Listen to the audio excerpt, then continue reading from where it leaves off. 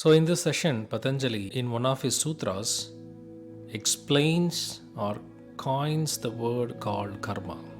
What is karma? Let's deep dive into it. Karma asayo Janma Vedanya, which means the five obstacles that we previously saw created a bundle called as karma, which has to be neutralized. That's the whole purpose of this life. We have accumulated and we are expressing karmas because of the five obstacles, which is the likes, the dislikes, the fear of death, ignorance, and egotism. So, there are basically three kinds of karmas. Now, karma is a force, a bundle of force which propels you to do certain activity, and the nature of that activity is based on the bundle that you have created, you have within yourself. The bundles could be good or bad depending upon the actions that you have done in the past, which could be pushing you to do certain activity in the present. We are all existing because of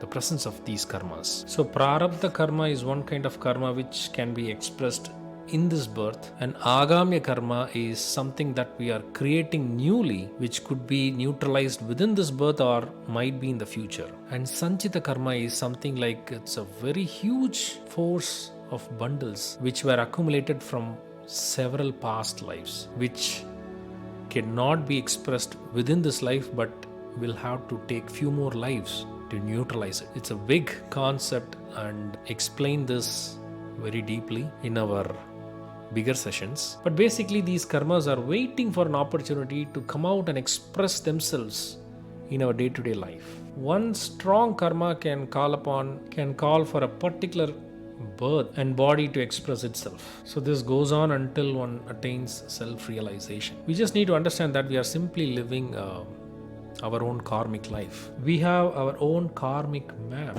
Each person has his own karma and he is acting according to it. We wonder why someone is acting in a particular way.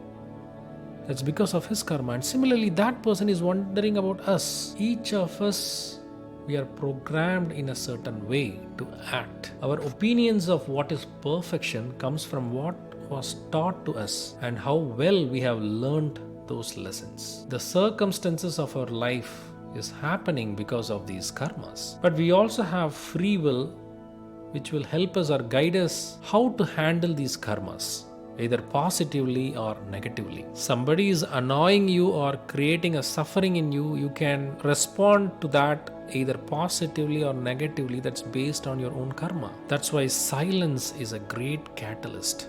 Just to observe these sufferings and not to act is the greatest intelligence to overcome karma. That's why Mauna, or the yoga of silence, was prescribed for greater beings, and only an intelligent being is capable of being silent. It's just that you imagine, you could have seen this video, like a vigorous elephant running towards its master as if it were to kill him very vigorously, that anybody just run away from that path. But this master would do nothing, would just remain very silent.